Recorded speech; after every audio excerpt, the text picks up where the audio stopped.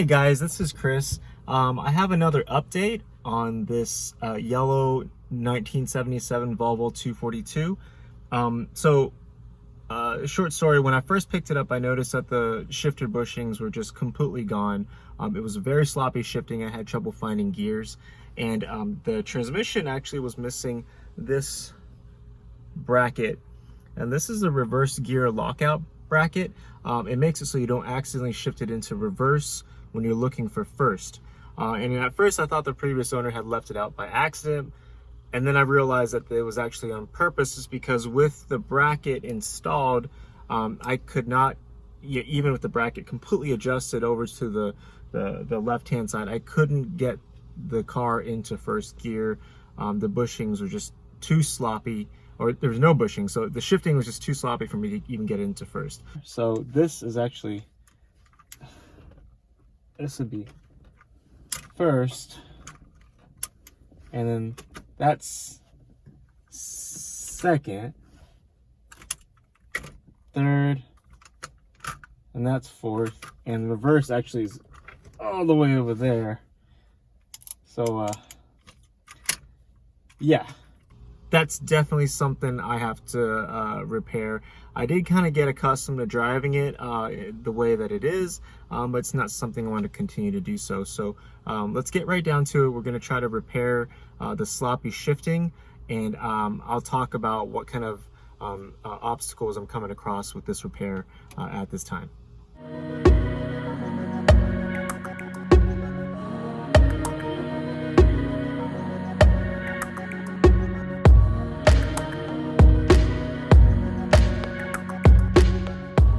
So access to the shift lever mounting hardware is underneath the car, so we'll have to just crawl underneath it.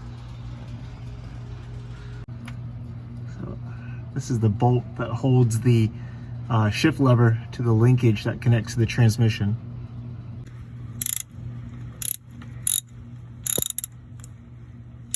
So you unbolt the set screw, and there's this pin that needs to come out, and that pin is what holds the lever over to the shift linkage.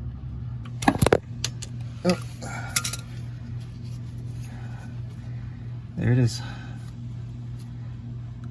So now I should be able to go into the car and just pull the shift lever out.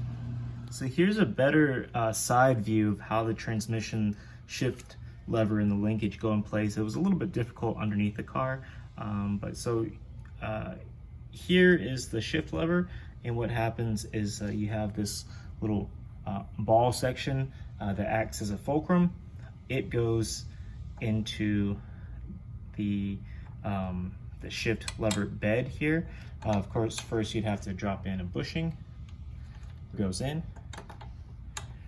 and then another bushing goes in on top, and then you should have a rubber O-ring or isolator and the clip that kind of holds everything in place. So underneath the car is where this is supposed to connect, and here you're gonna have to, there's two of these guys. These are, this is busted, but these are the shift lever pin bushings. I'm not sure what the exact name is. I can get a part number later.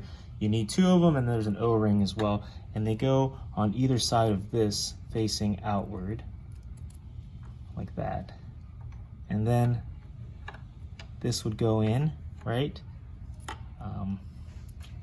And then the pin would actually go into here like so.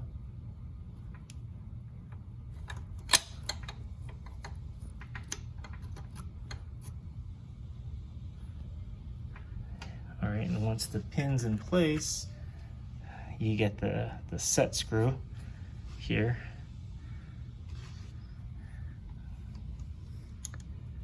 And that spins in at the bottom of the shift lever. And once that's nice and tight, you have a shifting transmission. So yeah, that's how it goes, and the angle of the shifter should go backwards. There's a little notch there and goes backwards. But yeah, that's kind of a side view of everything. Right, I almost forgot. If you haven't lost it already, there should actually be a circlip here that kind of prevents the shift lever from jumping out from the top. Here it is, and I'll just need to get this guy out too.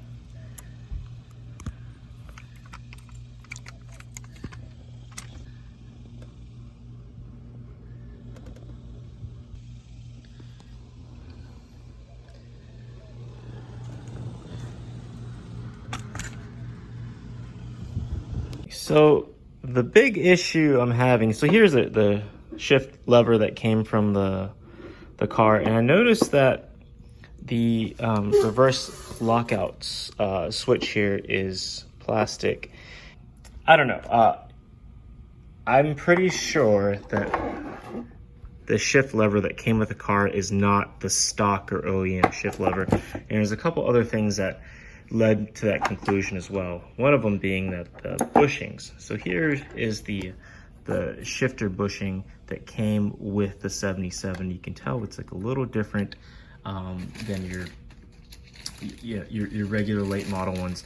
So all the other shifters for the late model M46, I think the M45 as well as the M47, come with a bushing that looks like this. It's larger in diameter, and it obviously would fit into the ball area, and it kind of holds it really snug, right? So the smaller bushing, and I feel like the original shifter should have been like a smaller ball, but the smaller shifting bushing does not fit through here at all. And it looks like they cut it. The previous owner had cut it here so it would fit through this little notched area where the spindle for that holds it to the shift linkage goes in. So I think what had happened, and this is just a theory, is that the previous owner had busted the reverse lockout cable here. So it's snapped here. You can't really tell, but it's cracked. And they couldn't find a replacement or had trouble with that, so they threw in a totally different shift knob. And the shift knob does not fit the bushing correctly, and they couldn't get maybe the top bushing on either. So what happened is they just left everything off, and that's what made it loose. What makes it difficult for me is that the bushing that matches the shift lever is not going to fit into the transmission. All right, so pardon the mess here. Here is a spare early model M46 transmission I have. They stopped using it back in 78. Yeah, right off the bat, you might assume that this is a 740 or probably a 740 transmission, just because of the tubular shifter cage. But the way you can really tell that it's forward 240 is, well, first of all, it's the right size and the shifter cage is the right length. And also the shifter cage mounts on the kind of like around the M46 rather than the 740, which mounts to the back side of it. The overdrive is different as well. I think the switches are in different places. And there's also this weird little hump that goes on top of the transmission. And then lastly, something you won't be able to tell if it's in the car, the 10 spline input shaft, as opposed to the standard 20 spline input shaft on the later M47 and M46. So those are all features of the early model M46. And the most telltale sign would actually just be the shift lever and the overdrive button. The slide switch button is going to be the early style M46, and the push button will likely be the later style M46. So here's the bushings that come stock on these M46s. This is the early model ones. And see, kind of it fits in there. It looks different. And then for the late model M46 bushing that you can find aftermarket stuff for, it does not go inside of it. So that's the issue I'm having right now, is that the shifter I have is for this type of bushing, but the transmission I have is for this type of bushing. Luckily, the linkage uses the same type of spindle bushings that hold the knob or the lever to the linkage. So I can still get those available. But for this, I will probably have to reuse the old bushing and then figure out something for the top bushing to keep everything in place. And we'll just roll with that. Okay, so what we're gonna use to deal with the problem is this. It is UHMW, which is ultra high molecular weight polyethylene. It's a hard plastic that's used for a number of different things. And we're gonna use this to turn into a top bushing for the shift lever.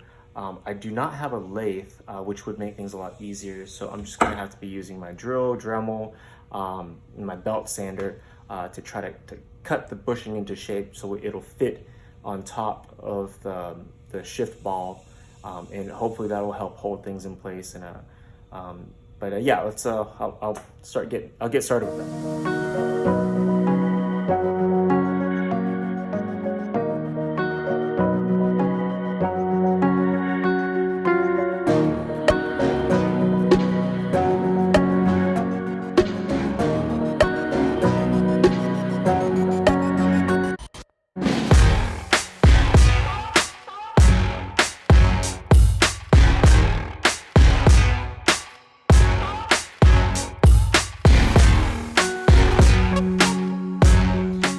So here's what we figured out.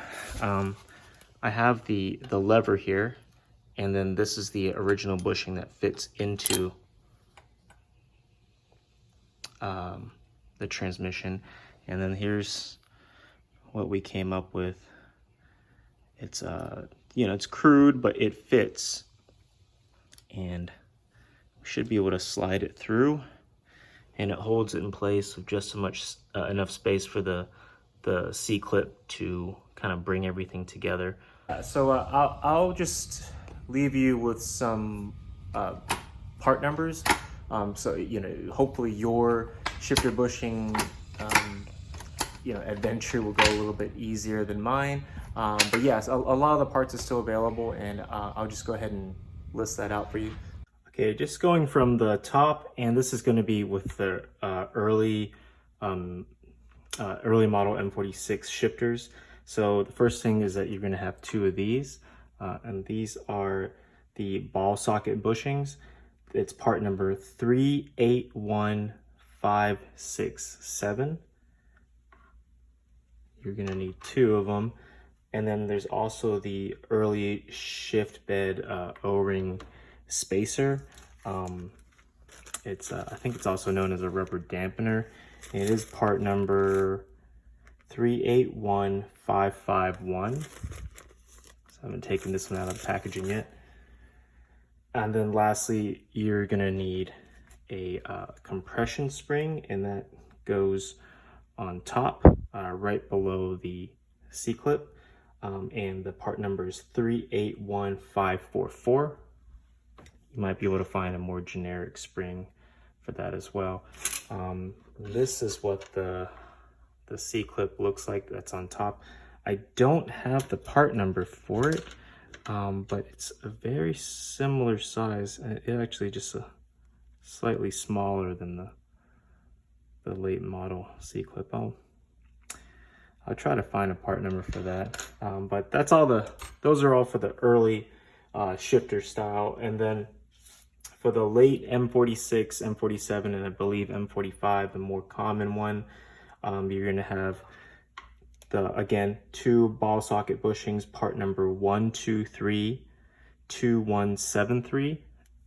Again, you'll need two of those, and you'll need a rubber dampener, same as the other one, except you'll need two of them, and it's gonna look like this, but less squished. And the part number for these is 1232605. And then I do have the part number for the late model shifter snap ring. It's 949595. And then lastly, there's going to be parts that interchange on both styles of transmissions. The first would be the spindle bushings to actually hold the shift lever to the linkage. And you can get these in I think it's a brass version. You can get these in aftermarket forms. But from the dealer, the part number should be 1209638, and you'll need 2 of them. And you'll also need this spindle O-ring that goes on the outside of it. And it is part number, you should just need 1 of them, 1232595. And get that off here. And both transmissions, I believe, use the same type of linkage pin or spindle, as they call it. And that's part number 1232457 if you happen to lose it. And of course, it is set in place by the set screw. I have misplaced mine, but it's part number 1220802. If you like me, you misplace it, you can actually try to find it's an M8 by 1.25 by 15 millimeter. It can be a bolt or a socket head cap with a set pointy top.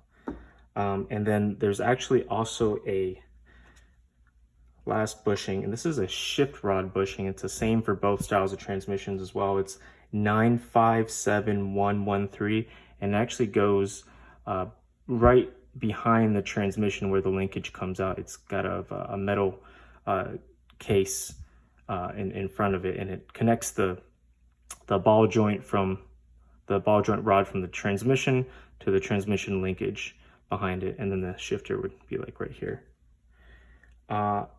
And then I have this shift rod. This is a broken one, but this is the reverse shift rod, and this is a 6-inch version. There should be 2 lengths. This is a 6-inch version, and they come in plastic now. I think they all come in plastic, but it's 1220894, and I don't have the metal style that's for the old M46, unfortunately.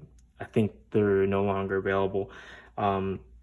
Actually, a lot of this stuff is becoming more scarce.